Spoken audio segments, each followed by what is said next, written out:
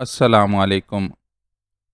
اس نے دور تک پھیلے نظروں کو تراوٹ دیتے منظر پر نگاہ ڈالی اور ایک گہرا سانس لے کر اس ساری تازگی کو اپنے اندر اتارا جو یہاں کی خالص اور نتھری ہوئی ہوا کا خاص تحفہ تھی۔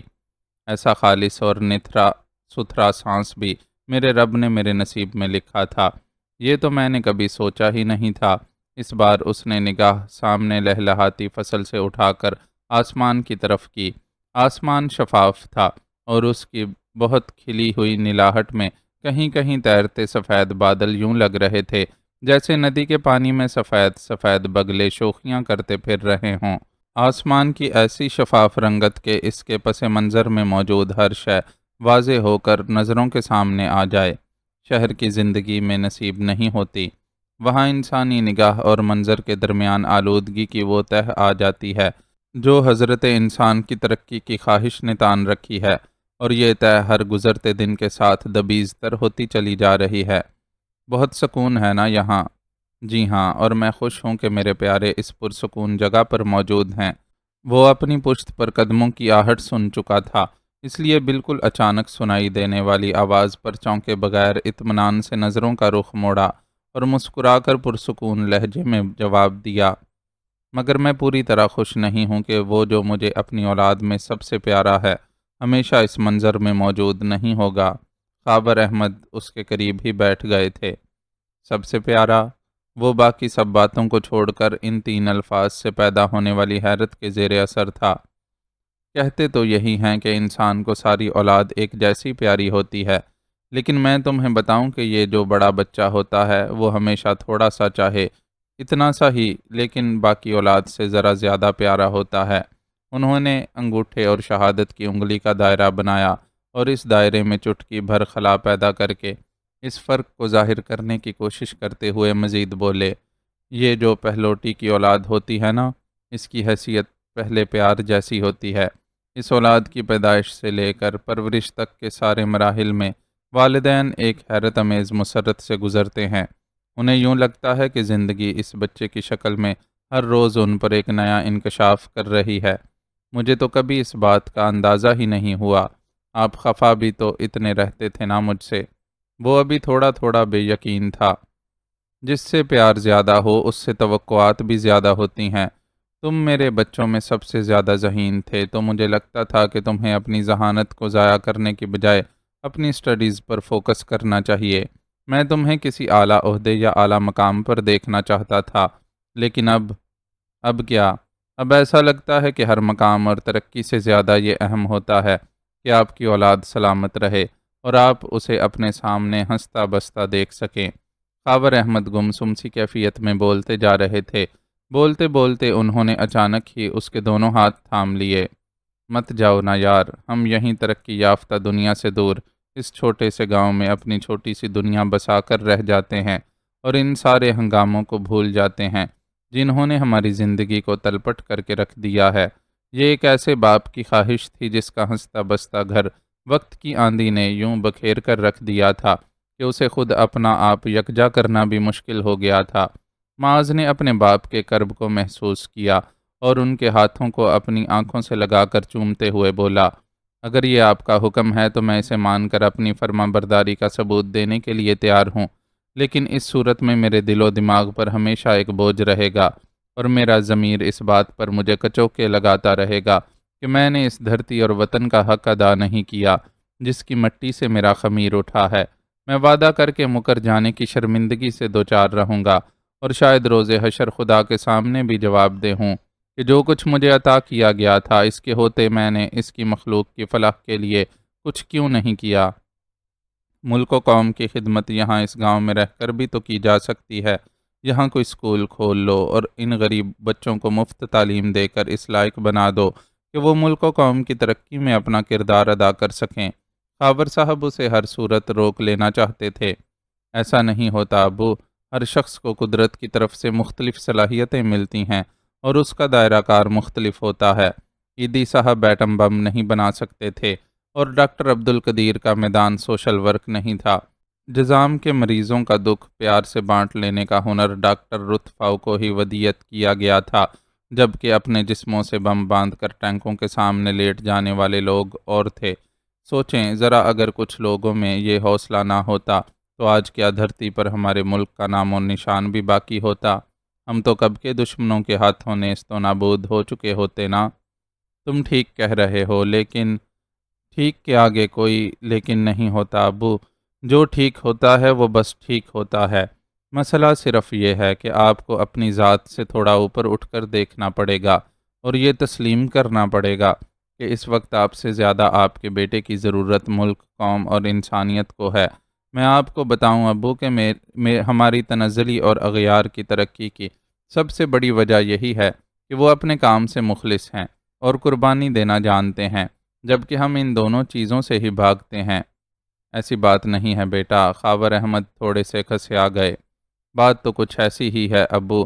جانتے ہیں، مجھے ایک ایسے برفزار میں جہاں درجہ حرارت منفی سے بھی کئی ڈگری نیچے ہوتا ہے، ایک کیمپ ملا تھا۔ اس کیمپ میں ایک یہودی ڈاکٹر اینڈریو، جو عمر میں آپ سے بھی بہت بڑا تھا، اپنی ٹیم کے ساتھ ریسرچ میں مصروف تھا۔ اس کی ریسرچ بہت ظالمانہ تھی، جس پر میں بات نہیں کرنا چاہتا، لیکن اس کا جذبہ بہرحال قابل ستائش تھا کہ وہ اس عمر میں آرام کرنے کے بجائے مرنے سے پہلے اپنے ملک و قوم کے لیے کچھ کرنا چاہتا تھا۔ تم تو مجھے شرمندہ کر رہے ہو بیٹا۔ معاذ کی جذباتی تقریر نے انہیں سچ مچ شرمسار کر دیا تھا۔ سوری ابو، بخدا میرا ایسا کوئی مقصد نہیں تھا۔ میں صرف آپ کو قائل کرنے کی کوشش کر رہا تھا، کیونکہ یہ تو طے ہے کہ آپ کی فرما برداری مجھ پر لازم ہے۔ وہ فوراً نرم پڑ گیا۔ جیتے رہو بیٹا، تم نے مجھے اتنا مان دے دیا، یہ بھی میرے لیے بہت ہے۔ مطمئن رہو، اب میں تمہاری راہ روکنے کی کوشش نہیں کروں گا۔ بہت شکریہ ابو، لیکن پلیز ذرا مسکرا کر یہ بات کہیں۔ اس نے ان کے گلے میں ہاتھ ڈال کر چھوٹے بچوں کی طرح لاڈ دکھایا۔ میں تمہارا نقطہ نظر سمجھ گیا ہوں بیٹا، اس لیے خوشی سے تمہیں اجازت دے رہا ہوں۔ انہوں نے اسے گلے لگا لیا۔ لو بھائی، یہاں ابا بیٹے کی محبتیں چل رہی ہیں اور وہاں ہماری بیگم گرم گرم پراٹھے بنا کر ہم پر گرم ہو رہی ہیں۔ یہ پراٹھوں کو ٹھنڈا ہونے سے پہلے میرے ابو اور بھائی جان کو گھر واپس لے کر آؤ، ورنہ تمہیں پراٹھوں کی خوشبو بھی سونگھنے کو نہیں ملے گی۔ وکی نے آ کر مداخلت کی تو وہ باپ بیٹا جذباتی کیفیت سے باہر آ کر اس کی طرف متوجہ ہوئے۔ خواہ مخواہ میری معصوم بہن پر الزام نہ لگاؤ۔ میں اچھی طرح جانتا ہوں کہ یہ تم ہی ہو جس کے پیٹ میں صبح صبح چوہے دوڑنے لگے ہوں گے، اور تم نے میری بیچاری بہن کو چولہے کے آگے بٹھا کر ہماری تلاش میں دوڑ لگا دی ہوگی کہ جی میں تو سسرالیوں کی خاطر مدارت کرنا چاہتا ہوں، ورنہ میں تو بڑا گپ چپ اور صابر منڈا ہوں۔ معاذ نے فوراً ہی خود کو سنبھال کر اس کے لتے لینے شروع کر دیے۔ سسرالیوں کے ساتھ اپنی بھی پیٹ پوجا ہو جائے گی تو اس میں کوئی برائی تھوڑی ہے۔ ویسے بھی ابھی مجھ میں کمزوری باقی ہے اور ڈاکٹر نے پابندی سے اچھی خوراک لینے کی ہدایت کر رکھی ہے۔ وکی اور لاجواب ہو جاتا، اس کا سوال ہی پیدا نہیں ہوتا تھا۔ ویسے وہ غلط نہیں کہہ رہا تھا۔ زخم بھر جانے اور علاج مکمل ہو جانے کے باوجود اسے ابھی خاصی کمزوری تھی اور وہ پہلے کے مقابلے میں زیادہ دبلا ہو گیا تھا۔ بالکل ٹھیک کہہ رہا ہے میرا بیٹا معاذ، اور تمہارا فرض ہے کہ جب تک یہاں ہو اس کا خوب خیال رکھو۔ خاور صاحب اب وکی کے قریب جا کھڑے ہوئے تھے اور اس کے شانے پر ہاتھ پھیلائے معاذ کو ہدایت دے رہے تھے۔ ارے نہیں انکل، میں تو صرف مذاق کر رہا تھا، ورنہ ایسے کیسے ہو سکتا ہے کہ معاذ بھائی سے کوئی خدمت لوں؟ وکی جلدی سے سنجیدہ ہوا۔ جب یہ نہیں تھا تو تم نے ہمارا اتنا ساتھ دیا، دیار غیر میں میرا اور علینا کا اتنا خیال رکھا، تو آج جب کہ اسے موقع ملا ہے تو یہ اس احسان کا بدلہ کیوں نہ دے؟ خاور صاحب اپنے موقف پر قائم تھے۔ کوئی احسان نہیں ہے، میں نے جو کچھ کیا اپنی خوشی کے لیے کیا۔ آپ پلیز معاذ بھائی سے کچھ نہ کہیں، اور ہاں اب سچ مچ گھر کی طرف چل پڑیں، ورنہ پراٹھے واقعی ٹھنڈے ہو جائیں گے اور میرے لیے یہ غم ناقابل برداشت ہے۔ وہ حسب عادت شوخی پر اتر آیا تو خاور احمد اور معاذ مسکراتے ہوئے اس کے ساتھ چل پڑے۔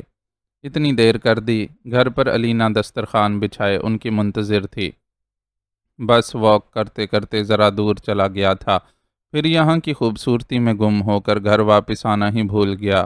معاذ نے وضاحت دی، خوبصورتی تو واقعی بہت ہے یہاں، میں تو اتنے دنوں سے رہ رہی ہوں، پھر بھی ہر دوسرے دن یہاں کے حسن کے عشق میں مبتلا ہو جاتی ہوں۔ وہ اب پراٹھوں کے ساتھ ساتھ سب کو آملیٹ بھی پیش کر رہی تھی۔ لالا کے لیے البتہ اس کی فرمائش پر رات کا سالن گرم کیا تھا۔ معاذ بے ساختہ ہی اسے اتنے سگڑاپے سے کام کرتے دیکھ کر ایک ٹک گھورنے لگا۔ کیا ہوا بھائی جان، ایسے کیا دیکھ رہے ہیں؟ علینا نے اس کا دیکھنا محسوس کر لیا۔ دیکھ رہا ہوں، یہ میری وہی چھوئی موئی سی بہن ہے جسے بنا بنایا پراٹھا کھانا بھی ایک بوجھ لگتا ہے، اور آج اس نے اپنے ہاتھوں سے سب کے لیے پراٹھے بنائے ہیں۔ وہ واقعی حیران تھا اور تھوڑا سا جذباتی بھی ہو گیا تھا۔ حالات نے گھر بھر کی لاڈلی علینا کو وقت سے کچھ پہلے ہی ذمہ داریاں سونپ دی تھیں، اور اس وقت وہ اپنی والدہ سعیدہ بیگم کا پرتو محسوس ہو رہی تھی۔ وقت سب سکھا دیتا ہے، وہ اداس سی مسکرائی۔ معاذ اپنے گھر والوں کے ساتھ وقت بتا رہا تھا۔ علینا کو ذمہ داریاں اٹھاتا دیکھ کر وہ حیران اور جذباتی ہو گیا تھا اور علینا سے مخاطب تھا۔ مشکل تو ہوتی ہوگی، میرا مطلب ہے یہاں جدید زندگی کی کوئی سہولت نہیں ہے، اور نہ ہی کاموں کو آسان بنانے کے لیے مشینیں، بلکہ یہاں تو بجلی بھی پورا سال نہیں ملتی۔ مجھے علم ہوا ہے کہ سردیوں میں جب برف جم جاتی ہے تو یہاں قائم بجلی گھر کام کرنا چھوڑ دیتا ہے۔ وہ اس طرز زندگی کے لیے تھوڑی سی تشویش میں مبتلا تھا۔ دریا بہنا بند کر دے تو ٹربائن نہیں چل پاتے، لیکن اس سے کوئی بڑا مسئلہ نہیں ہوتا۔ حالات کے حساب سے سارے انتظامات کر لیتے ہیں لوگ۔ علینا نے مگن سے انداز میں اسے جواب دیا، اور اسی بڑے سے حال نما کمرے کے ایک کونے میں رکھے جھولے کی طرف بڑھ گئی۔ جھولے میں سویا اس کا بچہ کسمسا رہا تھا، اور وہ اسے تھپکیاں دے کر سلانے لگی۔ تم اتنے فکر مند مت بنو میاں۔ بندہ شروع جب شہر سے اس طرف آتا ہے تو اسے لگتا ہے کہ یہاں زندگی بہت مشکل اور سست ہے، لیکن پھر آہستہ آہستہ وہ اس ماحول میں رچنے بسنے لگتا ہے، اور اسے اندازہ ہونے لگتا ہے کہ سادگی میں کتنی سہولت اور آسانی ہے۔ یہاں چند بنیادی سہولیات کے ساتھ بہت مزے سے گزارا ہو جاتا ہے، کوئی اسٹیٹس کی ریس نہیں ہے، اور زندگی کو بہت سکون سے جیا جاتا ہے۔ لالا عیسیٰ نے اس کی کیفیت کو بھانپ لیا کہ وہ باپ اور بہن کے اس بالکل مختلف اور غیر ترقی یافتہ جگہ پر رہنے سے کچھ پریشان ہے، اس لیے اسے تسلی دینے لگا۔ یہاں ضرورت سے کچھ زیادہ ہی سادگی ہے، مجھے تو کوئی باقاعدہ بازار تک دکھائی نہیں دیا۔ وہ حیران تھا کہ یہاں معاملات کیسے چل رہے ہیں، کیونکہ یہاں اس کی ضرورت ہی محسوس نہیں کی جاتی۔ یہاں ہر شخص اپنا نائی دھوبی موچی خود ہے، دودھ انڈوں اور گوشت کے لیے جانور خود پالتا ہے، خود سبزیاں اگاتا ہے۔ اکثر گھروں میں کھڈی پر کپڑا بھی بنا جاتا ہے۔ جو لوگ اپنی ضرورت کی کوئی چیز خود پیدا نہیں کر پاتے، وہ اشیاء کے بدلے اشیاء کے اصول کے تحت معاملات چلا لیتے ہیں۔ پھر باہر کی دنیا میں جانے اور آنے والے لوگ بھی ہیں جن سے حسب خواہش اور ضرورت کچھ بھی منگوایا جا سکتا ہے۔ وہ اسے یہاں کے طرز زندگی سے آگاہ کر رہا تھا۔ لالا عیسیٰ بالکل ٹھیک کہہ رہے ہیں بیٹا، تم ہمارے لیے پریشان نہ ہو، ہم نے یہاں ایڈجسٹ کر لیا ہے اور مزے سے ہیں۔ اس بار خاور احمد نے بھی لالا کا ساتھ دیا، مگر ابو تعلیم وغیرہ، وہ اب بھی ہچکچاہٹ کا شکار تھا۔ سب ہو جاتا ہے، تمہارے خیال میں یہاں کے سارے لوگ ان پڑھ ہیں؟ ایسا بالکل بھی نہیں ہے بیٹا، یہاں اسکول ہے جسے دو بہت ہی محنتی استاد مل کر چلا رہے ہیں۔ کچھ عرصے سے میں بھی ان کے ساتھ شامل ہو گیا ہوں، اور مطمئن ہوں کہ یہاں کم از کم اسکول کی سطح پر تو اچھی تعلیم دی جا رہی ہے۔ جن کو آگے پڑھنا ہو وہ شہروں میں چلے جاتے ہیں۔ اب ہم نے سعد کو بھی تو بھجوایا ہے نا تعلیم کے لیے۔ خاور بھائی ٹھیک کہہ رہے ہیں معاذ، تم ان سب معاملات کی طرف سے بالکل بے فکر رہو۔ اگر کہیں کوئی کمی بیشی ہوئی تو میں اسے دیکھ لوں گا۔ دھندا چھوڑ کر یہاں آ بیٹھا ہوں تو اس کا یہ مطلب تو نہیں ہے نا کہ بالکل بے اختیار ہو گیا ہوں۔ اب بھی اتنا دم ہے مجھ میں کہ تمہارا بھانجا دنیا کے جس بھی اسکول، کالج یا یونیورسٹی میں پڑھنا چاہے گا، میں اس کا ایڈمیشن وہاں کروا دوں گا۔ لالا نے بھی خاور احمد کی تائید کرتے ہوئے اسے یقین دہانی کروائی۔ شکریہ لالا، آپ کے ہونے سے بہت تسلی ہے مجھے۔ یوں تو کچھ اور لوگ بھی ہیں جو یہاں کے معاملات پر نظر رکھیں گے، لیکن آپ کی بات الگ ہے۔ معاذ کو واقعی لالا کی موجودگی سے اطمینان تھا۔ اصل حفاظت کرنے اور خیال رکھنے والی ذات اللہ کی ہے، باقی بندے تو بس اپنی اپنی ڈیوٹیاں بھگتاتے ہیں، اب چاہے وہ ڈیوٹی دینے والے وردی میں ہوں یا مجھ جیسے گنڈے موالی۔ لالا اپنی بات کہہ کر ذرا سا ہنسا۔ خود کو اس طرح انڈر ایسٹیمیٹ نہ کریں، میری نظر میں آپ کی بہت عزت ہے۔ آپ کا شمار ان لوگوں میں ہوتا ہے جن کی بنیاد میں اچھائی ہوتی ہے۔ ایسے لوگ کیچڑ میں رہ کر بھی کمل کے پھول کی طرح ہی ہوتے ہیں۔ اس نے لالا کے متعلق جو کچھ کہا تھا اس سے وہاں موجود ہر فرد کو اتفاق تھا۔ بس اب باتیں چھوڑ کر دھیان سے ناشتہ کرو۔ میری بیٹی نے اتنی محنت سے ناشتہ بنایا ہے اور تم ہو کہ اسے باتوں میں ٹھنڈا کیے جا رہے ہو۔ وہاں ہونے والی اس ساری گفتگو کا ایک پہلو یہ بھی تھا کہ اس میں کسی دن معاذ کے وہاں سے رخصت ہو جانے کا ذکر چھپا تھا، اور خاور احمد جانتے تھے کہ یہ ذکر علینا کو افسردہ کر دیتا ہے، اس لیے اسے ٹوک کر اس موضوع کو ختم کرنے کا اشارہ دیا۔ کوئی مسئلہ نہیں ہے ابو، مجھے یقین ہے کہ ٹھنڈا ہو کر بھی یہ ناشتہ اتنا ہی لذیذ رہے گا۔ آخر میری بہن نے اتنی محبت سے بنایا ہے اسے، اور اس کے ہاتھ میں بالکل امی کے ہاتھ کا ذائقہ ہے۔ معاذ نے لقمہ بنا کر منہ میں رکھتے ہوئے تعریف کی تو علینا کا بجھا ہوا چہرہ کھل اٹھا۔ باقی کا ناشتہ ہلکی پھلکی خوشگپیوں میں ختم کیا گیا۔ ناشتے کے بعد علینا برتن سمیٹنے اور صفائی ستھرائی کے کاموں میں مصروف ہو گئی، اور وہ سب مرد اٹھ کر باہر آ گئے۔ اچھا بھائی، میں ذرا اپنی مرغیوں کا حال احوال لے لوں۔ آج اسکول کی چھٹی ہے تو ڈربے کی ذرا تفصیلی صفائی کر دوں گا۔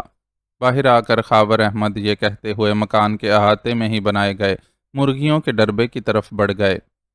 مجھے بھی اپنی کیاریوں کو دیکھنا ہے۔ لالا بھی، جس نے یہاں آنے کے بعد موسم کی سبزیوں کی نئی پنیریاں لگائی تھیں، ان سے الگ ہو گیا۔ وکی کے سفر کے لائق ہونے تک وہ لوگ شہر میں ہی رہے تھے۔ وہاں قیام کے اس عرصے میں معاذ تو زیادہ تر اپنی ٹریننگ میں مصروف رہتا، لیکن لالا نے تو گویا ہسپتال میں ہی بوریا بستر لگا لیا تھا، اور اسی وقت وہاں سے ٹلا تھا جب وکی کو وہاں سے ڈسچارج کیا گیا تھا۔ آپ اگلی بار یہاں آئیں گے تو میں بھی آپ کو یہی سب کرتا نظر آؤں گا۔ وکی نے، جو کافی دیر سے مسلسل خاموش تھا، جھلائے ہوئے انداز میں تبصرہ کیا۔ یہ کوئی برے کام تو نہیں ہیں، ان کاموں سے زندگی کی بنیادی ضروریات پوری ہوتی ہیں، اور مفت کی سائیکو تھراپی بھی الگ ہے۔ اب تو ماہرین خود ایسے مشاغل اختیار کرنے کو انسان کی جسمانی اور ذہنی صحت کے لیے مفید قرار دے رہے ہیں۔ وہ وکی کی جلاہٹ کی وجہ جانتے ہوئے بھی بے نیازی سے بولا اور قدم باہر کی طرف بڑھائے۔ وہ جانتا تھا کہ یہ گفتگو یہیں ختم نہیں ہوگی، اور وہ سب کے سامنے وکی سے گفتگو کر کے ان کو ڈسٹرب نہیں کرنا چاہتا تھا۔ آپ کو شاید ایسا لگتا ہے کہ میں فزیکلی فٹ نہیں ہوں، اس لیے آپ نے مجھے اپنے ساتھ لے جانے کا ارادہ ملتوی کر دیا ہے، لیکن میرا یقین ہے کہ میں بالکل ٹھیک ہوں اور آپ کا پورا ساتھ دے سکتا ہوں۔ گاؤں کے کچے پکے راستوں پر چلتے ہوئے وکی نے وہی گفتگو شروع کر دی جس کی اسے اس سے توقع تھی۔ نہیں، تم پوری طرح فٹ نہیں ہو، تمہارے صرف زخم بھرے ہیں، لیکن ڈاکٹر نے صاف بتایا ہے کہ تمہیں لمبے عرصے تک احتیاط کرنا ہوگی۔ ڈاکٹر کون ہوتا ہے میرے بارے میں فیصلہ کرنے والا؟ یہ میرا جسم ہے، اور میں اس کے بارے میں زیادہ اچھی طرح جانتا ہوں۔ وکی کے لہجے میں ایک ضد سی تھی۔ تم محض جذباتیت سے کام لے رہے ہو، ورنہ تمہاری ساری رپورٹس وہی کہہ رہی ہیں جو ڈاکٹرز نے کہا ہے، اور اگر طبی وجوہات نہ بھی ہوتیں تو بھی میں تمہیں اپنے ساتھ شامل نہ کرنے کا فیصلہ کر چکا تھا۔ وہ کیوں؟ اسے معاذ کے جواب نے دھچکا لگایا۔ کئی وجوہات ہیں، جن میں سے سب سے اہم وجہ یہ ہے کہ میں چاہتا ہوں کہ میرے پیچھے خاندان کی دیکھ بھال کرنے کے لیے کوئی موجود ہو۔ یہ ٹھیک ہے کہ ابو اور لالا یہاں موجود ہیں، لیکن علینا اور تمہارے بچے کے لیے جو تم ہو وہ کوئی اور نہیں ہو سکتا۔ میری بہن کو چھوٹی عمر میں بڑے غموں اور مسائل سے گزرنا پڑا ہے، اور میں چاہتا ہوں کہ اس کی آگے کی زندگی پرسکون ہو۔ لیکن یہ تو خود غرضی ہے، وکی نے احتجاج کیا۔ کوئی خود غرضی نہیں ہے۔ لازم نہیں ہے کہ ملک کے لیے ساری قربانیاں ایک ہی خاندان دے۔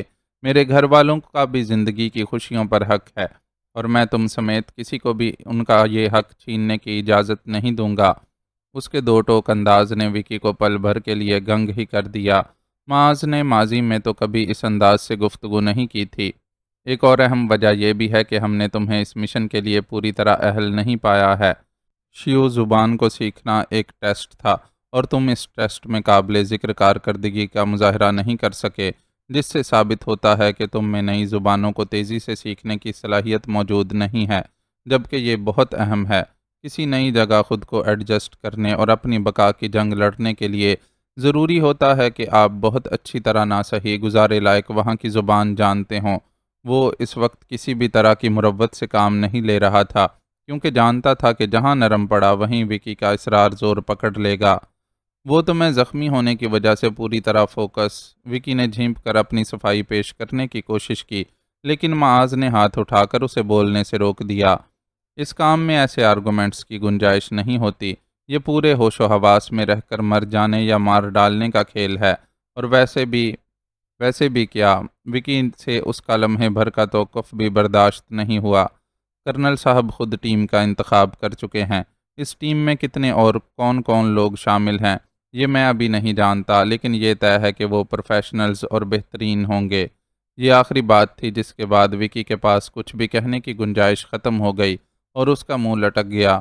معاذ کو اسے یوں مایوس اور اداس دیکھنا اچھا نہیں لگا، اس لیے چلتے چلتے رک گیا اور اس کے شانے پر ہاتھ رکھتے ہوئے قدرے نرم لہجے میں بولا، تم بہت باصلاحیت اور بہادر جوان ہو وکی، لیکن یہ ضروری تو نہیں ہے کہ کوئی شخص دنیا کا ہر کام کر سکے۔ میں آپ کے ساتھ رہنا چاہتا ہوں، وہ بچوں کی طرح بسورا۔ جدائی اس کائنات کی اٹل حقیقتوں میں سے ایک حقیقت ہے۔ ہم زندگی کے ہر نئے موڑ پر چاہتے یا نہ چاہتے ہوئے اپنی زندگی میں آنے والے کئی کرداروں کو چھوڑنے پر مجبور ہو جاتے ہیں۔ میں نے بھی اپنی زندگی میں کئی قیمتی رشتے اور دوست کھوئے ہیں۔ تم بشرا ہی کی مثال لے لو، کیا کچھ نہیں کیا اس لڑکی نے میرے لیے۔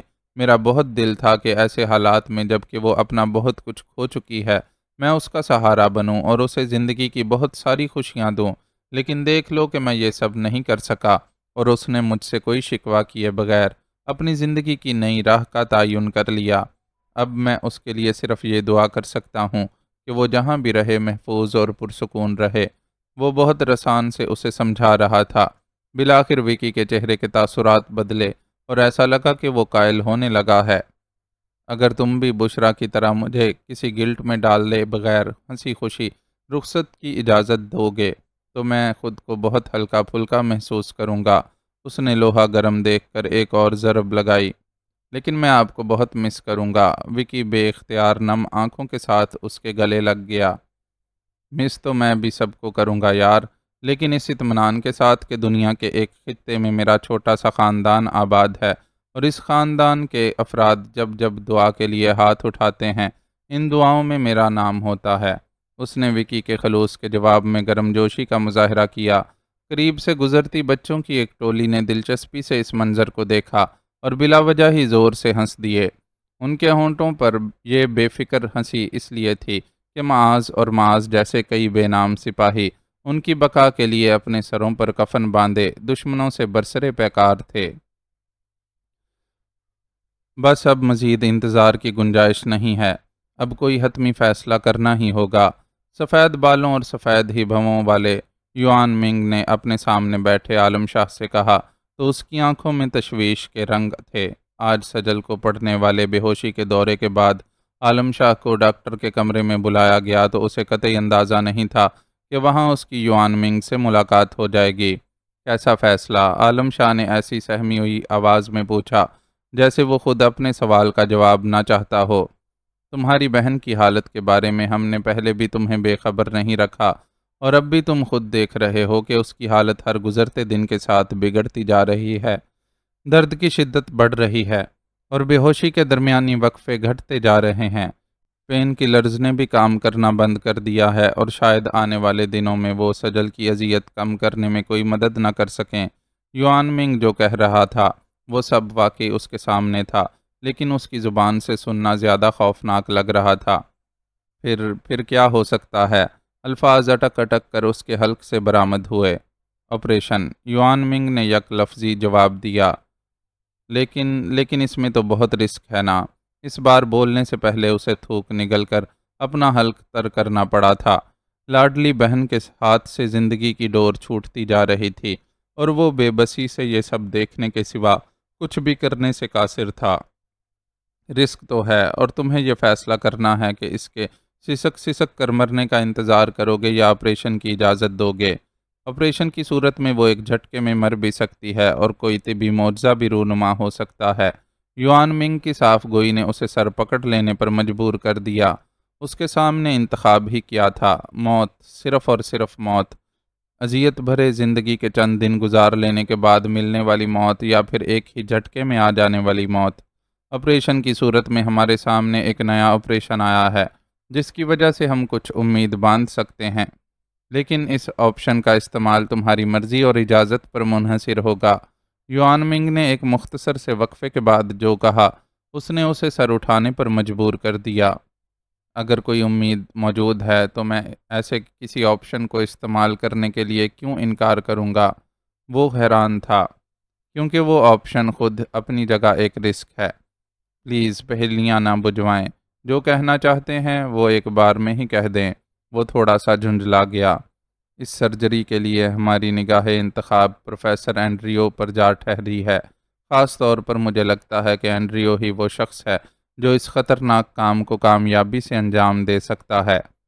آپ کا مطلب ہے وہ پروفیسر اینڈریو جسے معاذ اور آپ کے ساتھی گرفتار کر کے لائے تھے، اور جو ایک برفزار میں انسانوں پر گنی پگز کی طرح تجربات کرتے ہوئے انہیں کسی کسائی سے بھی زیادہ بے رحمی سے موت کے حوالے کر رہا تھا۔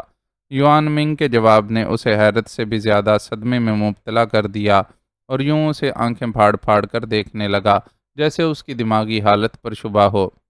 اس عرصے میں میری اینڈریو سے کئی ملاقاتیں ہوئی ہیں۔ اس نے بے شک انسانی اور طبی اخلاقیات کو بری طرح پامال کیا ہے، جس کے لیے میں اسے بری طرح ناپسند بھی کرتا ہوں، لیکن اس کی انسانی دماغ کے بارے میں معلومات اور مہارت ناقابل تردید ہے۔ وہ اس موضوع سے دیوانگی کی حد تک محبت کرتا ہے۔ ہمارے ماہرین اس پر ہر طرح کا ذہنی اور جسمانی طور پر تشدد کر کے بھی اسے اس کی مرضی کے خلاف ایک لفظ بولنے پر مجبور نہیں کر پائے، لیکن جب میں اس سے انسانی دماغ پر بات کرتا ہوں تو وہ معلومات کے دریا بہا دیتا ہے۔ ایسا شخص کتنا ہی لائق اور ماہر ہو، اس پر کسی صورت بھروسہ نہیں کیا جا سکتا، اور ہمارا شمار تو ایک طرح سے اس کے دشمنوں میں ہوتا ہے۔ وہ بھلا کیوں ہماری مدد کرے گا؟ عالم شاہ نے زور زور سے نفی میں سر ہلایا۔ اینڈریو کی جو گھناؤنی حرکات اس کے علم میں آئی تھیں، اس کے بعد وہ اس پر بھروسہ کر بھی نہیں سکتا تھا۔ میں نے اس سے سجل کا کیس ڈسکس کیا تھا، رپورٹیں وغیرہ بھی دکھائی تھیں، اور تم اندازہ کرو کہ جس معاملے میں اور میرے دیگر ہم پیشہ 99% نا امید ہیں، وہ اس میں 30% کامیابی کی امید رکھتا ہے۔ یوان منگ ایک طرح سے اسے قائل کرنے کی کوشش کر رہا تھا۔ اس بات کی کیا ضمانت ہوگی کہ وہ اخلاق سے عاری شخص بددیانتی سے کام نہیں لے گا اور جان بوجھ کر سجل کو موت کے منہ میں نہیں دھکیلے گا؟ عالم شاہ کا لہجہ تلخ اور تیز تھا۔ پہلی بات تو یہ کہ اس کی سجل سے براہ راست کوئی دشمنی نہیں ہے جو وہ اس کی جان کے درپے ہو جائے، اور دوسری اس سے اہم بات ہے اس کا اپنے کام میں جنون۔ اسے لوگوں کی زندگی اور موت سے بے شک دلچسپی نہیں ہے، لیکن وہ اپنی پرفیکشن ثابت کرنے کے خبط میں مبتلا ہے۔ سجل کا کیس بھی اس کے لیے ایک چیلنج کی طرح ہے، اور وہ خود مجھ سے اس سرجری کے لیے خواہش ظاہر کر چکا ہے۔ یوان منگ نے پوری صورتحال اس کے سامنے رکھی۔ میں اکیلا اتنا بڑا فیصلہ نہیں لے سکتا، مجھے اس سلسلے میں اپنے والد سے بات کرنا ہوگی۔ اس نے مہلت چاہی۔ ضرور، لیکن یاد رکھنا کہ ہر گزرتا لمحہ صورتحال کو مزید خراب اور پیچیدہ کرتا جا رہا ہے۔ یوان منگ نے مسافے کے لیے ہاتھ بڑھاتے ہوئے اسے جانے کی اجازت دے دی۔ عالم شاہ صاحب زدہ سی کیفیت میں وہاں سے باہر نکلا۔ وہ سمجھ گیا تھا کہ یوان منگ پروفیسر اینڈریو والے آپشن کی وجہ سے ہی بطور خاص اس سے ملنے آیا تھا، اور پوری طرح قائل نہ کر سکنے کے باوجود اسے بہرحال سوچنے پر مجبور کر چکا تھا۔ عالم صاحب، وہ بے خیالی میں سوچتا ہوا سجل کے کمرے سے کچھ آگے نکل گیا تھا۔ ایک نسوانی پکار نے اسے پلٹ کر دیکھنے پر مجبور کیا۔ نیلی ستا ہوا چہرہ لیے اس کی جانب دیکھ رہی تھی۔ اماں اور بابا سائیں کو تو وہ ملاقات کے اوقات کے علاوہ ہسپتال میں رکنے نہیں دیتا تھا، لیکن نیلی کو اعظم کی وجہ سے بطور خاص اجازت ملی ہوئی تھی۔ وہ اعظم کے ساتھ ملحقہ کمرے میں موجود رہتی تھی، اور جب جب سجل اعظم سے ملنے کی خواہش کا اظہار کرتی تھی اسے اس سے ملانے لے جاتی تھی۔ یہ ایک مرتے ہوئے انسان کو دی جانے والی خصوصی رعایت تھی۔ کیا بات ہے نیلوفر، سب ٹھیک تو ہے؟ کسی انہونی کا احساس اس کے دل کو دھڑکا گیا کہ نیلی کا چہرہ اسے اچھے اشارے نہیں دے رہا تھا۔ سجل، وہ ایک لفظ ادا کر کے رک گئی۔ کیا ہوا ہے سجل کو؟ اس کے دل نے ایک پل کے لیے دھڑکنا ہی چھوڑ دیا، اور یوں لگا کہ جس کے ہو جانے کا ڈر ہر دم جان کی کو سولی پر لٹکائے رکھتا ہے، وہ سانحہ ہو گزرا ہے۔ سجل کے دائیں ہاتھ نے کام کرنا چھوڑ دیا ہے۔ ڈاکٹرز کا کہنا ہے کہ ٹیومر نے ان نروز کو متاثر کیا ہے جو دماغ سے ہاتھ تک پیغام لے کر جاتی ہیں۔ نیلی نے تفصیل بتائی تو اسے سمجھ نہ آئی کہ بدترین کے نہ ہونے پر خوش ہو یا جو ہو چکا ہے اس پر افسوس کرے۔ واقعی اب کوئی حتمی فیصلہ ناگزیر ہو چلا تھا۔ وہ اپنی جگہ ساکت لیٹی ایک ایک سیکنڈ گن رہی تھی۔ اس کا وجود اتنا ساکت تھا کہ جسم میں سانس لینے کا ارتعاش بھی پیدا نہیں ہو رہا تھا، اور وہ دیکھنے میں ایسی تھی گویا کوئی مردہ وجود، لیکن اس مردے کی ساری جان اس کی سماعتوں میں اتر آئی تھی۔ ایک ایک آہٹ پر کان لگائے وہ آس پاس کی دنیا کو ایسے محسوس کر رہی تھی جیسے سب کچھ اپنی آنکھوں سے دیکھ رہی ہو۔ سیل کے باہر ٹہلتا سپاہی دائیں سے بائیں جا رہا تھا، یا بائیں سے دائیں، اسے اچھی طرح علم تھا۔ یہ بھی جانتی تھی کہ وہ ایک چکر لگانے کے لیے کتنے قدم چلتا ہے اور کتنے سیکنڈز میں یہ فاصلہ طے کرتا ہے، لیکن اسے اس سپاہی کے معمول سے کچھ لینا دینا نہیں تھا۔ وہ دراصل اس سپاہی کی منتظر تھی جو روزانہ مقررہ اوقات میں اس کے لیے ناشتہ کھانا لے کر آتا تھا۔ آخر کار اس کا یہ انتظار ختم ہوا، اور اس نے پہلے سپاہی کے قدموں کی چاپ کے ساتھ آنے والے کی چاپوں کو ملتے سنا۔ یہ نئی چاپ عین اس کے سیل کے دروازے پر آ کر رک گئی، اور اس انبریکیبل شیشے کی سلائڈ کے کھسکنے کی آواز سنائی دی، جو محض 10x10 کی تھی اور دن میں 3 بار مقررہ اوقات میں کھلا کرتی تھی۔ اس 10 انچ چوکھٹے کے آگے فائبر کا ایک مختصر پلیٹ فارم تھا جس پر کھانے کی ٹرے کھسکانے کے بعد سلائڈ کھٹ سے بند ہو جاتی تھی۔ آج بھی اس معمول کو دہرایا گیا، لیکن وہ معمول کے مطابق اپنی جگہ سے اٹھ کر ٹرے اٹھانے کے لیے نہیں گئی۔ ماش کی دال اور لوکی کی بھجیا۔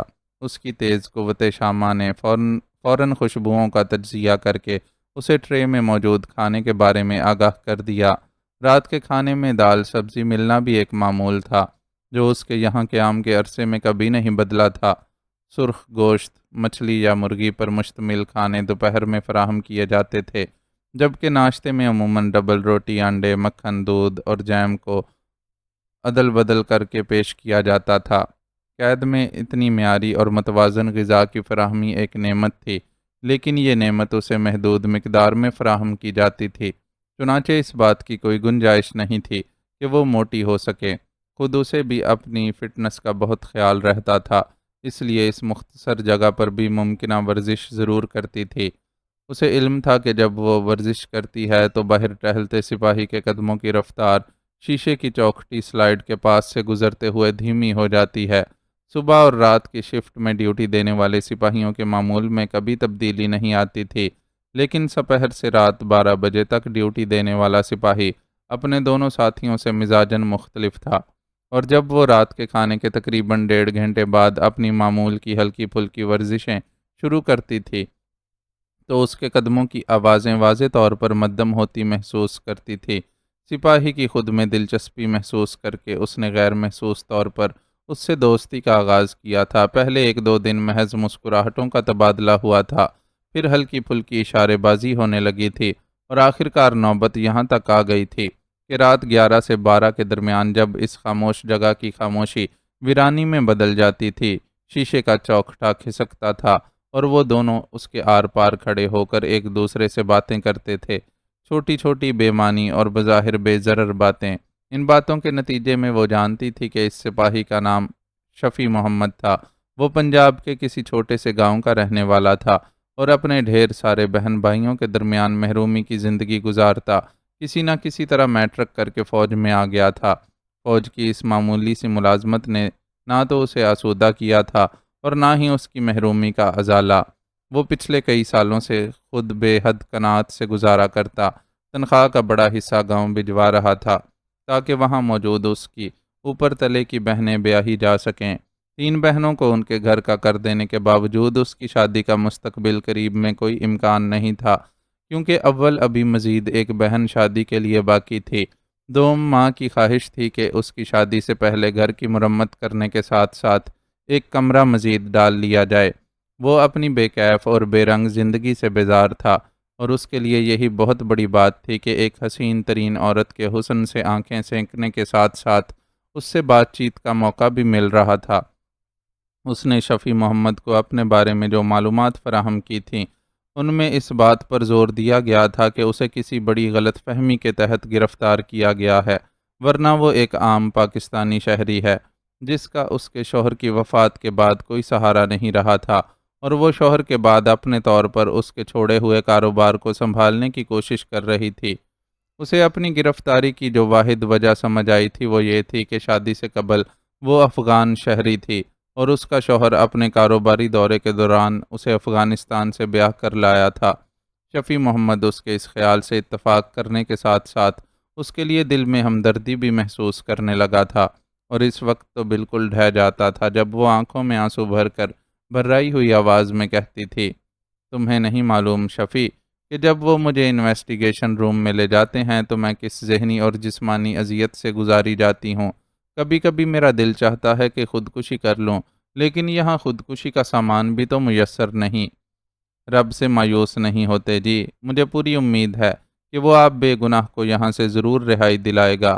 وہ اس کی خودکشی کی خواہش سن کر ڈر جاتا تھا اور اسے تسلی دلانے کے ساتھ ساتھ کھانا لے کر آنے والے کو بار بار یاد دہانی کرواتا تھا کہ کھانے کی ٹرے میں ایسی کوئی شے موجود نہیں ہونی چاہیے جس سے وہ خود کو کوئی نقصان پہنچا سکے۔ یہ احتیاط پہلے ہی کی جاتی تھی، اور ٹرے سمیت کھانے کے برتنوں میں کہیں بھی دھات کا استعمال نہیں تھا۔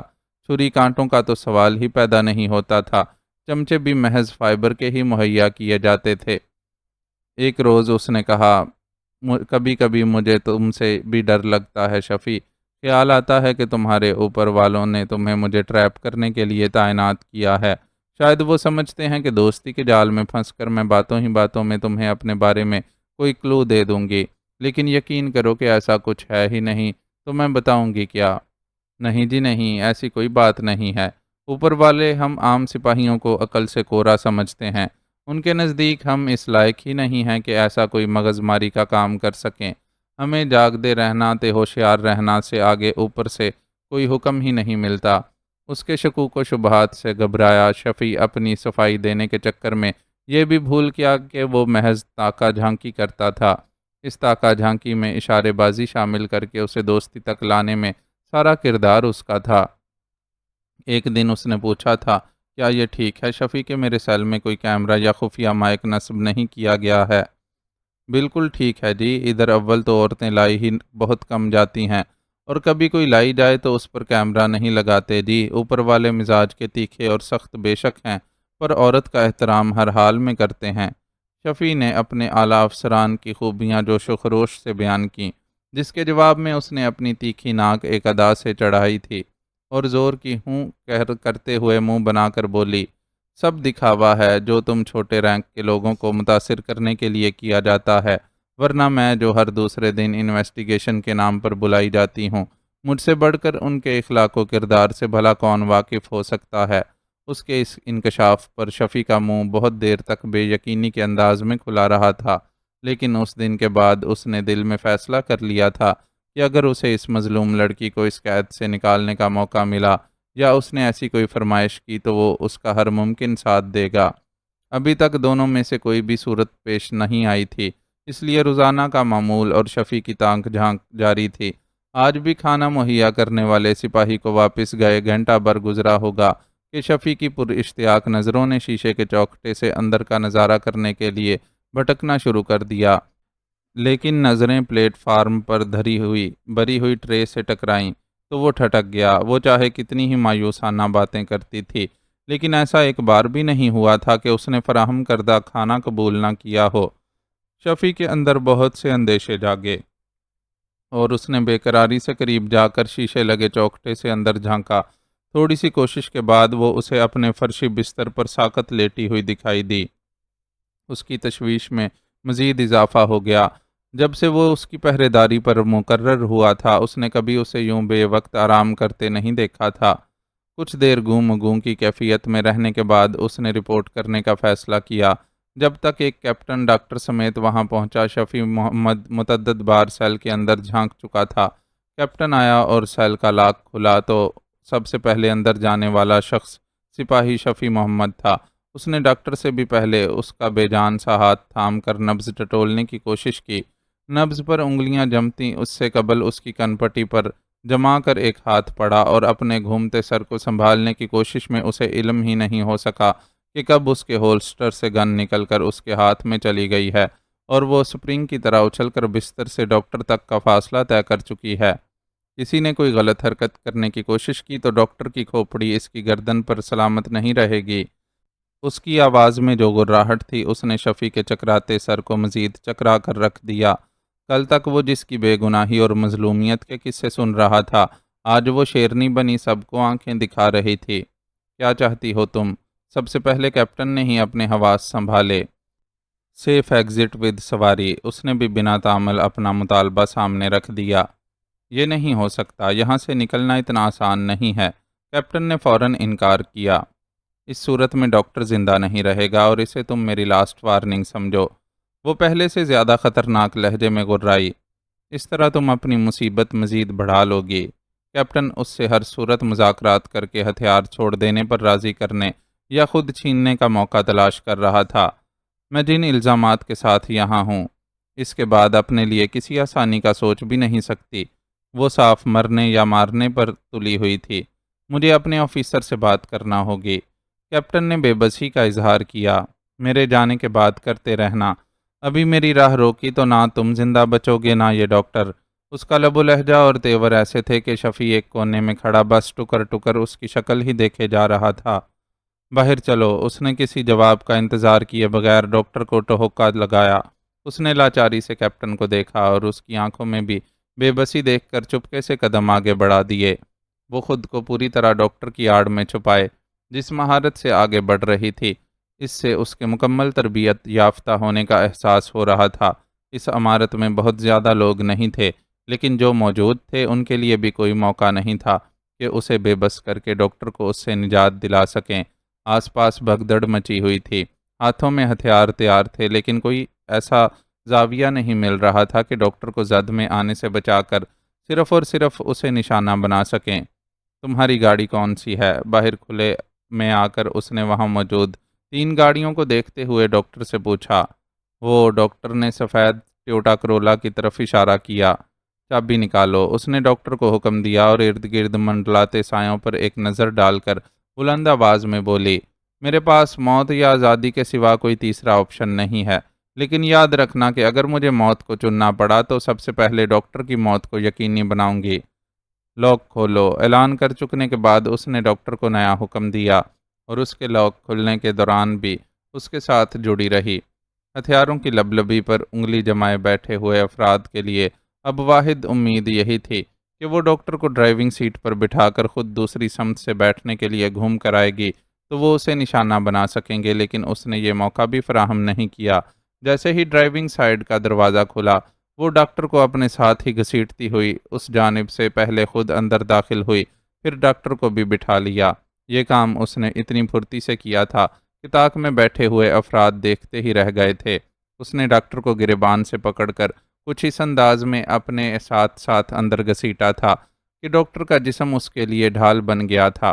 بیٹھنے کے بعد بھی وہ ممکنہ حد تک ڈاکٹر کے قریب رہی تھی اور اس کی کنپٹی پر گن کی نال رکھی ہوئی تھی۔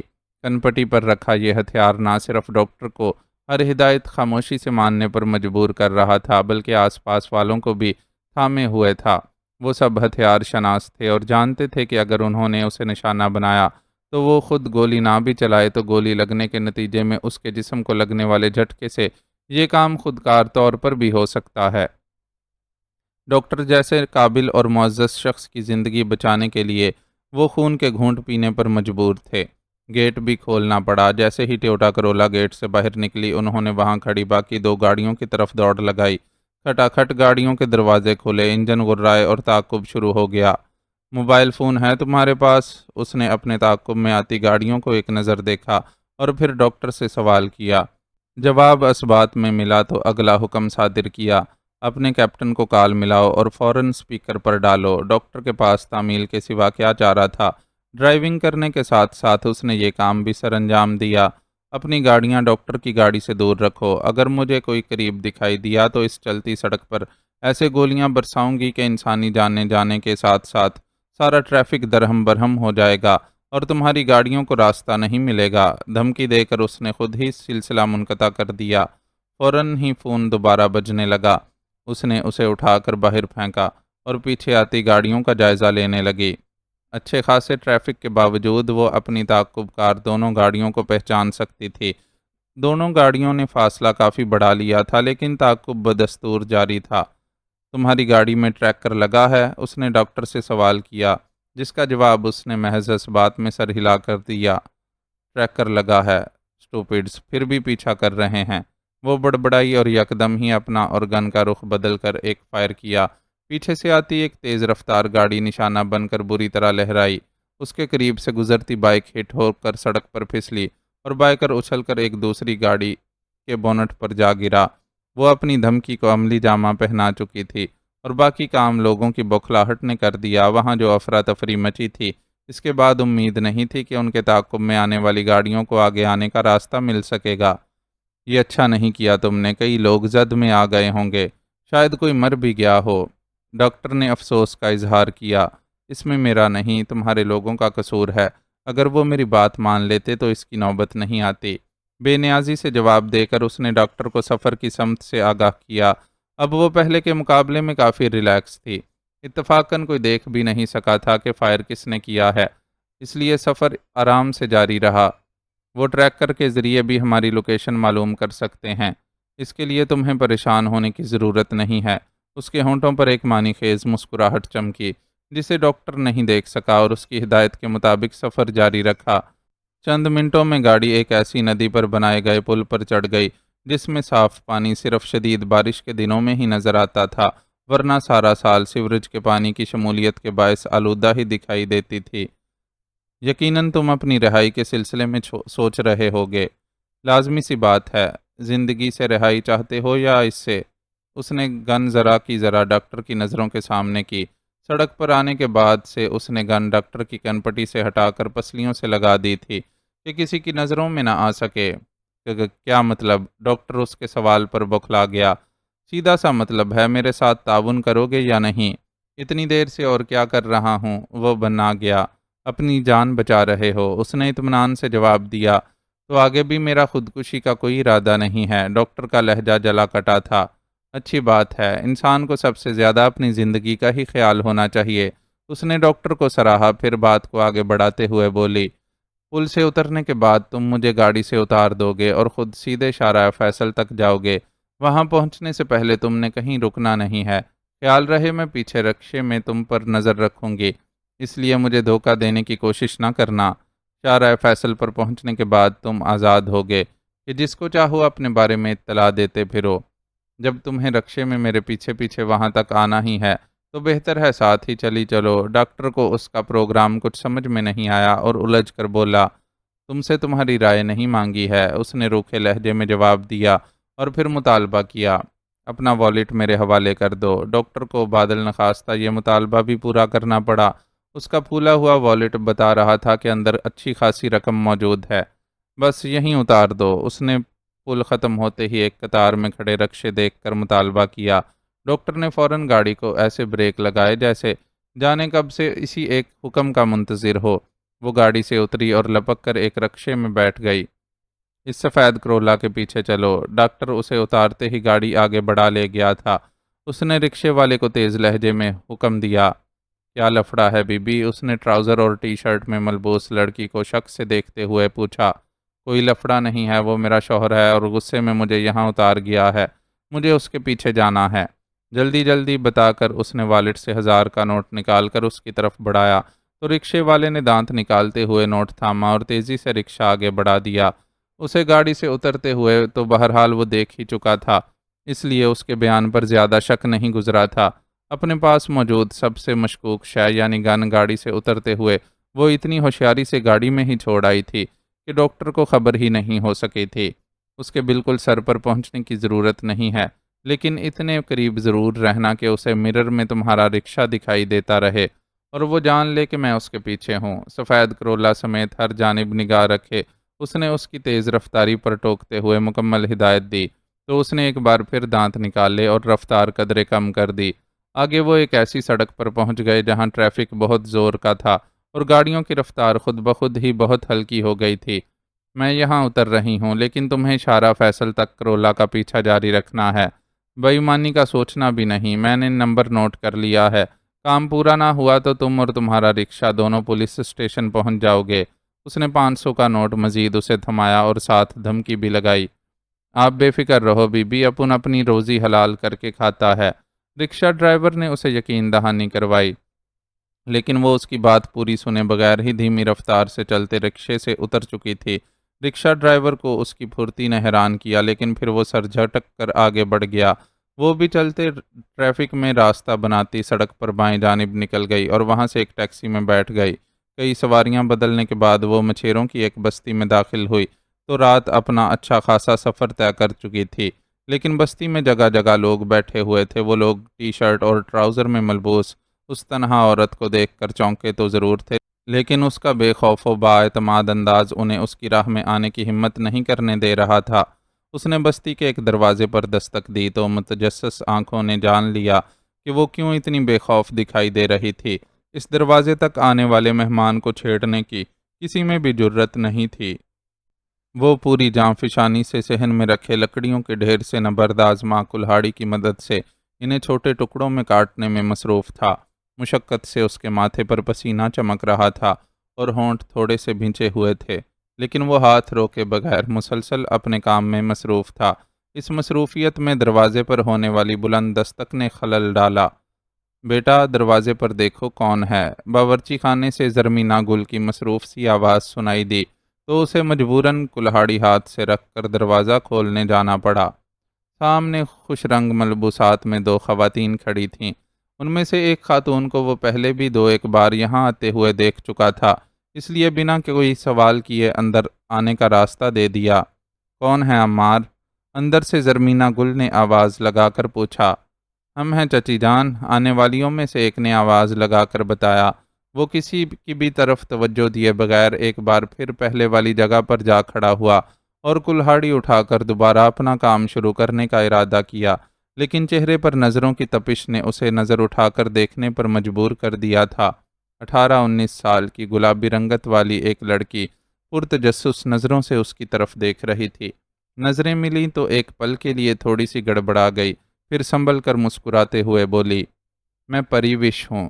جی اچھا، اس نے سنجیدگی سے جواب دیا اور لکڑی کے ایک بڑے ٹکڑے پر کلہاڑی کا وار کیا۔ لڑکی جو شاید تعارف کے بعد اس کی طرف سے کسی خوشگوار رد عمل کی منتظر تھی، اس روکھے لہجے پر تھوڑی سی بجھ کر رہ گئی اور تیزی سے رخ موڑ کر اندر کی طرف چلی گئی۔ اس نے اس صورتحال پر ایک گہری سانس لی۔ جب سے یہاں آیا تھا کچھ اس طرح کی صورتحال کا سامنا تھا۔ لوگ آتے تھے، اس سے اپنا تعارف کرواتے تھے اور جب وہ انہیں شناخت کرنے میں کامیاب نہیں ہو پاتا تھا تو مایوس سے ہو جاتے تھے۔ عمار بیٹا، اندر آؤ۔ اسے کچھ دیر تک اندر خواتین کے ملنے اور الیک سلیک کی آوازیں سنائی دیتی رہیں، پھر زرمینہ گل نے اسے پکارا۔ وہ کلہاڑی ایک جانب رکھ کر ماتھے پر آیا پسینہ رومال سے پونچھتا اندر کی طرف بڑھا۔ حکم بی بی جان۔ خواتین کی پرتجسس نگاہوں کو نظر انداز کرتے ہوئے اس نے زرمینہ بی بی سے پوچھا۔ حکم کیسا بیٹا؟ بس تمہیں پریوش سے ملنے بلایا تھا، یاد ہے نا؟ یہ تمہیں، اس کے ساتھ تو تم نے اپنے بچپن کا سب سے زیادہ وقت بتایا ہے۔ وہ جو بنٹے کھیلتے ہمیشہ مجھ سے جیت جاتی تھی۔ زرمینہ بی بی کے تعارف کروانے پر وہ بے ساختہ بول پڑا اور اس کے اتنا بولنے پر ہی پریوش کا چہرہ کھل اٹھا۔ لو بھائی، تم خواہ اداس ہو رہی تھیں کہ عمار تمہیں بھول گیا ہے۔ اب دیکھ لو، اسے تم یاد ہو کہ نہیں یاد ہو۔ زرمینہ بی بی نے چہک کر پریوش کو جتایا تو اس کی مسکراہٹ مزید گہری ہو گئی۔ تو بڑی خوش نصیب ہے پریوش، ہم نے تو عمار کو اتنا کچھ یاد کروانے کی کوشش کی تھی لیکن اسے کچھ یاد نہیں آیا تھا۔ تجھے تو فوراً پہچان گیا۔ عمر میں پریوش سے 6-7 سال بڑی، کچھ اس سے ملتے جلتے نقوش والی جوان العمر عورت نے شکوہ کرنے کے انداز میں کہا تو وہ کھلکھلا کر ہنس دی۔ بچپن کے نقوش گہرے بھی تو زیادہ ہوتے ہیں نا؟ پھر تو تم 15 برس کی عمر میں شادی ہو کر یہاں سے چلی گئی تھی۔ تمہارا کبھی کبھار آنا نکل گیا ہوگا اس بیچارے کے دماغ سے۔ زرمینہ بی بی صفائیاں پیش کر رہی تھیں اور مسلسل مسکراتی ہوئی پریوش کو دیکھ کر اس کا بھی ایک صفائی پیش کرنے کا دل چاہ رہا تھا۔ وہ اسے بتانا چاہتا تھا کہ تم میری یادداشت کے کسی خانے میں موجود نہیں ہو، اور ابھی تھوڑی دیر پہلے میں نے جس بات کا حوالہ دیا ہے وہ ان باتوں کی وجہ سے ذہن میں آئی تھی جو یہاں آمد کے بعد سے زرمینہ بی بی اور آغا گل مسلسل کرتے رہے تھے۔ ان چند دنوں میں ماضی کے کئی واقعات اور حوالے دہراتے وہ دونوں گویا اپنے عمار کا بچپن دوبارہ جیتے رہے تھے، یا پھر یہ تھا کہ اس بہانے وہ اس کی یادداشت لوٹانے کی کوشش کر رہے تھے۔ عمار بیٹا، تم منہ ہاتھ دھو کر آ جاؤ تو پھر کھانا لگاتے ہیں۔ تمہارے آغا جان بھی بس آتے ہی ہوں گے۔ زرمینہ بی بی اب اس سے مخاطب تھیں۔ وہ زبان سے کچھ کہنے کی بجائے سر ہلا کر خاموشی سے پلٹ گیا۔ بہت تبدیل ہو گیا ہے عمار۔ پلٹتے ہوئے اس نے پیچھے سے کسی کا تبصرہ سنا اور بے ساختہ ہی پوری بات سننے کے لیے دروازے کے باہر رک گیا۔ وقت کے ساتھ ہر انسان میں تبدیلی آ جاتی ہے، اور وہ بیچارہ تو پتہ نہیں کن کن حالات سے گزرا ہے۔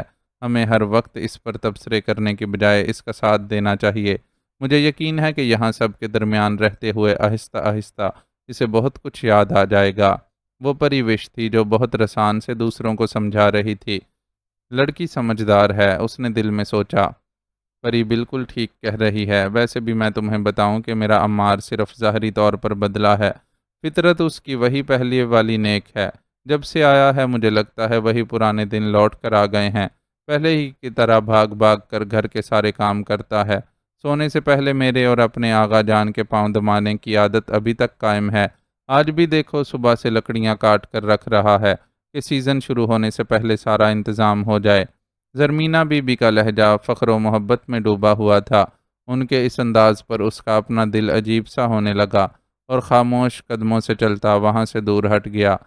منہ ہاتھ دھو کر تازہ دم ہونے میں خاصا وقت لگا کر واپس آیا تو دسترخوان لگ چکا تھا، اور دسترخوان کی رونق بتا رہی تھی کہ زرمینہ بی بی کے تیار کردہ کھانے کے علاوہ بھی کافی کچھ موجود ہے۔ شاید وہ لوگ اپنے ساتھ کھانا بنا کر لائی تھیں۔ آغا جان نہیں آئے ابھی تک۔ خواتین کے درمیان تنہا بیٹھنے اور موضوع گفتگو بننے کے خیال سے اسے کوفت ہو رہی تھی۔ لو آ گئے ہیں۔ وہ کبھی اپنے دیے ہوئے وقت سے تاخیر نہیں کرتے۔ جب ہی تو میں نے دسترخوان لگوا لیا تھا۔ اسی پل دروازے کی طرف سے کھٹپٹ سنائی دی تو زرمینہ بی بی بول پڑیں۔ وہ جلدی سے باہر کی طرف لپکا اور حسب عادت کچھ ساز و سامان کے ساتھ واپس لوٹنے والے آغا جان کی مدد کرنے لگا۔ چند منٹوں میں ہی وہ اس کی مدد سے منہ ہاتھ دھو کر تازہ دم ان سب کے درمیان موجود تھے۔ مہمان خواتین نے سلام کیا تو چونک گئے۔ پریوش بیٹی بھی آئی ہے؟ جی آغا جان۔ وہ جلدی سے ان کے قریب آئی۔ کالج سے چھٹیاں ہو گئیں کیا؟ انہوں نے اس کے سر پر ہاتھ رکھ کر پوچھا۔ نہیں آغا جان، فون پر اسے عمار کی واپسی کی اطلاع دی تھی تو بس اس سے صبر نہیں ہوا اور دوڑی چلی آئی۔ یہ جواب پریوش کی بڑی بہن گلوش کی طرف سے آیا تھا۔ عمار کہاں بھاگا جا رہا تھا؟ آرام سے بتا دیتی اسے، ایسے بیچ میں چھٹی لے کر آنے سے اس کی تعلیم کا حرج ہوگا۔ ان کے چہرے پر ناپسندیدگی کے آثار دکھائی دیے۔ کوئی بات نہیں آغا جان، میں کور کر لوں گی۔ ان کے تاثرات کی وجہ سے پریوش کی مسکراہٹ سمٹ سی گئی تھی۔ ہمیں ڈاکٹرز اور خصوصاً لیڈی ڈاکٹرز کی بہت ضرورت ہے بیٹی، اس لیے خیال رکھا کرو کہ تمہاری ذرا سی بے پرواہی تمہاری راہ میں رکاوٹ نہ بن جائے۔ ان کی سنجیدگی اب بھی برقرار تھی۔ چلیں ہو گئی غلطی، آئندہ خیال رکھے گی۔ ابھی کھانا تو کھا لیں، آپ کے انتظار میں ٹھنڈا ہو رہا ہے۔ زرمینہ بی بی نے درمیان میں دخل دے کر فضا پر طاری بوجھل پن کم کرنے کی کوشش کی۔ ہاں بھائی، بھوک تو بہت لگ رہی ہے، اور خوشبوئیں بتا رہی ہیں کہ گلوش بیٹی نے ہمارے دسترخوان کی رونق بڑھا رکھی ہے۔ انہوں نے اپنا لہجہ اور موڈ تبدیل کر لیا۔ ان کے بیٹھتے ہی کھانے کا سلسلہ شروع ہوا۔ یہ جو گلوش ہے نا، یہ کھانا بنانے میں اور پریوش باتیں بنانے میں بہت ماہر ہیں۔ تمہیں تو اب یاد نہیں ہوگا، لیکن جب تم لوگ چھوٹے تھے تو یہ شرارتی بلی باتیں بنا بنا کر تمہارے حصے کی چیزیں بھی کھا جاتی تھی۔ کھانے کے دوران آغا گل نے ہلکی پھلکی گفتگو کا آغاز کر دیا اور خوشگوار لہجے میں اسے بتانے لگے۔ آغا جان، کیونکہ ان کی گفتگو پریوش کو چھیڑنے والی تھی، اس لیے وہ احتجاجاً ذرا سا ٹھٹکی۔ ارے تو عمار سے کیا چھپا ہے؟ یہ بیچارہ تو تمہارا سب سے بڑا شکار تھا۔ گلوش بھی ان کی شرارت میں شامل ہوئی۔ پر ابھی تو وہ بھول گیا ہے نا، پھر کیا ضروری ہے اسے یہ سب یاد دلانا؟ اس نے منہ بسورا۔ بھائی، ہم اس کی یادداشت واپس لانے میں اس کی مدد کر رہے ہیں۔ اس طرح کے واقعات یاد دلانے سے ہو سکتا ہے دوسری باتیں بھی یاد آ جائیں۔ گلوش اس کی کیفیت سے پورا لطف لے رہی تھی۔ یاد دلانا ہی ہے تو وہ اپنی کچی پکی ہنڈکلیاں یاد دلاؤ نا۔ کیسے کیسے تجربے کیے ہیں تم نے ماضی میں ہم معصوموں پر؟ تمہیں یاد ہے عمار، ایک بار تو تمہیں اس کا بنایا پلاؤ کھا کر الٹیاں ہی لگ گئی تھیں۔ مٹھیاں بھر بھر کر تو نمک ڈالا تھا اس نے اس پلاؤ میں۔ جوش میں وہ براہ راست اس سے مخاطب ہو گئی۔ پہلے تو وہ یوں مخاطب کیے جانے پر ذرا سا گڑبڑایا، پھر دھیمے سے مسکراتے ہوئے نفی میں سر ہلا دیا۔ بس کر دو پریوش بچے، یہ لوگ جان بوجھ کر تمہیں چھیڑ رہے ہیں اور ہر بار کی طرح تم ان کی چڑھائی میں آ کر شروع ہو گئی ہو۔ زرمینہ بی بی نے درمیان میں مداخلت کرتے ہوئے اسے احساس دلایا تو وہ جھینپ سی گئی، پھر خجالت مٹانے کے لیے بولی، کیا کروں، میں ان کی طرح چالاک جو نہیں ہوں، بس جو دل میں آئے کہہ ڈالتی ہوں۔ ہاں بدتمیز، گلوش نے حیرت کے اظہار کے لیے پورا منہ کھول دیا، تم آغا جان کو چلاک کہہ رہی ہو؟ کوئی نہیں، میں صرف تمہیں کہہ رہی تھی۔ وہ بوکھلا گئی، لیکن بات تو ہم دونوں کی ہی ہو رہی تھی۔ گلوش بھی اسے بخشنے کے لیے تیار نہیں تھی۔ زرمینہ بی بی اور آغا گل دونوں بہنوں کی اس بحث سے لطف لیتے کبھی ہنس پڑتے اور کبھی بات بڑھتی دیکھ کر معاملہ ٹھنڈا کرنے کی کوشش کرنے لگتے۔ ایسے ہی ہنستے بولتے کھانا ختم کر لیا گیا۔ اس نے براہ راست ان دونوں بہنوں سے کوئی بات نہیں کی، لیکن مسکراتا ضرور رہا۔ مسکراتے ہوئے اس کی نظر کئی بار پری کی نگاہوں سے ملی تھی۔ ان نگاہوں میں بڑا شوخ تاثر تھا، وہ ہر بار اس سے نظر چرا گیا۔ اچھا بھائی، اب ذرا آپ خواتین اچھا سا قہوہ تیار کر لیں، ہم اتنی دیر میں کچھ ضروری امور پر تبادلہ خیال کر لیتے ہیں۔ دسترخوان سمیٹا جا رہا تھا تب آغا گل نے اعلان کیا، خفیہ میٹنگ؟ پریوش نے فوراً آنکھیں نچائیں۔ نہیں بھائی، کوئی خفیہ میٹنگ نہیں ہے، بس امار سے اس کے مستقبل کے متعلق تھوڑی بات چیت کرنی ہے۔ ظاہر ہے ہمارا گبرو جوان کوئی گھر میں تو بیٹھا نہیں رہے گا، اس کی روزی روٹی کا بھی تو کچھ انتظام کرنا ہے، تو بس اسی سلسلے میں اس کی رائے لینی ہے۔ آغا گل نے اسے وضاحت دی، پھر امار کو اپنے ساتھ لیے اپنے کمرے کی طرف بڑھ گئے۔ وہ اپنا ہر کام خود کرنے کے عادی تھے، لیکن اسے ان کی خدمت کر کے اچھا لگتا تھا، اس لیے کمرے میں پہنچ کر انہیں پھرتی اور نرمی سے تکیوں کے سہارے بستر پر بٹھایا۔ بہت شکریہ بیٹا، لیکن یہ سب نہ کیا کرو، عادتیں بگڑ گئیں تو آگے زندگی زیادہ مشکل لگے گی۔ انہوں نے جس انداز سے یہ جملہ ادا کیا اس کے اندر کرب سا بھر گیا۔ معذرت چاہتا ہوں، میری بات نے شاید تمہیں تکلیف پہنچائی ہے۔ وہ اس کے چہرے کے تاثرات نہیں دیکھ سکتے تھے، لیکن خاموشی سے احساسات بانپ گئے۔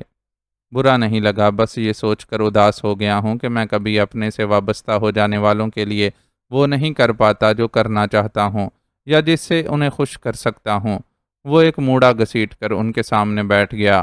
جس کی منزل متعین ہو اسے راہ میں آنے والے کسی پڑاؤ پر مستقل قیام کی اجازت نہیں ہوتی۔ تم بھی اپنی منزل پر نظریں جما کر سفر جاری رکھو۔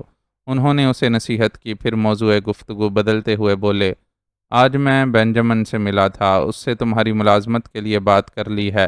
نیم رضامند ہے، لیکن اتنی شرط رکھی ہے کہ پہلے تمہارا تفصیلی انٹرویو لے گا، پھر قابلیت وغیرہ کا اندازہ کرنے کے بعد تنخواہ طے کرے گا۔ دوست ہونے کے ناطے میں اس سے جتنی بات منوا سکتا تھا منوا چکا ہوں، آگے اب سب کچھ تم پر منحصر ہے۔ آپ کا اتنا تعاون ہی بہت ہے، آگے انشاءاللہ میں خود سب سنبھال لوں گا۔ ان کی دی اطلاع اس کے لیے بہت کارآمد تھی، جسے سن کر وہ کھل اٹھا۔ اللہ تمہارا حامی و ناصر ہو اور کامیابی تمہارے قدم چومے۔ انہوں نے بہت خلوص سے اسے دعا دی۔ اسی وقت فضا میں قہوے کی خوشبو پھیلی اور وہ چھم سے کمرے میں چلی آئی۔ آغا جان تو ایسے دعائیں دے رہے ہیں جیسے تمہیں ملازمت کی بجائے جہاد پر بھیج رہے ہوں۔ اندر آتے ہوئے اس نے ان کے الفاظ سن لیے تھے، اس لیے ممکن نہیں تھا کہ ان پر تبصرہ کرتی۔ فی زمانہ رزق حلال کمانا بھی کسی جہاد سے کم نہیں ہے، اس لیے دعا بہت ضروری ہے۔ آغا گل نے سنجیدگی سے اسے جواب دیا، ہم کشمیریوں کے لیے تو پیدا ہونا، اسکول کالج جانے، روزگار تلاش کرنے، شادی بیاہ کرنے، بلکہ سانس لینے تک ہر کام ایک جہاد ہی ہے جسے نہ جانے کب تک جاری رہنا ہے۔ پریوش کی شوخ رنگ شخصیت میں پہلی بار اداسی کے رنگ جھلکے جو اسے بالکل اچھے نہیں لگے، اور دل میں تمنا جاگی کہ کاش وہ اس کے لیے کچھ کر پاتا، لیکن اس کاش کے آگے بے بسی کے سوا کچھ تھا ہی نہیں۔ معزز ناظرین و سامعین، لائک، کمنٹس اور شیئر ضرور کریں، شکریہ۔